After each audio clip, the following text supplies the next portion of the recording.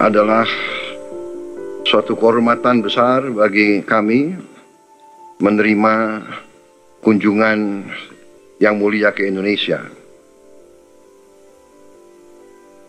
Seharusnya saya yang terlebih dahulu datang dalam kunjungan resmi ke Turki karena Presiden Erdogan adalah dari segi pengabdian adalah senior, seorang presiden yang senior. Tapi saya terima kasih kedatangan yang mulia. Bertepatan tahun ini adalah 75 tahun hubungan diplomatik Indonesia dan Turki.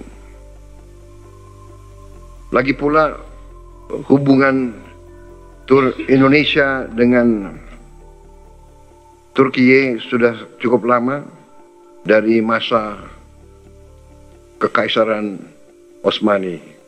Ottoman.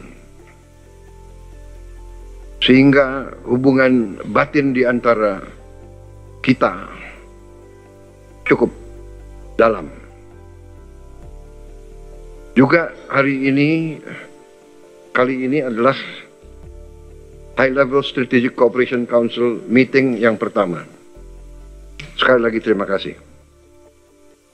Indonesia tidak banyak memiliki mekanisme bilateral reguler tingkat kepala negara.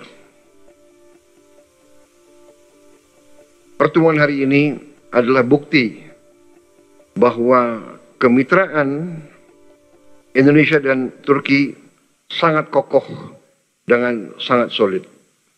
Dan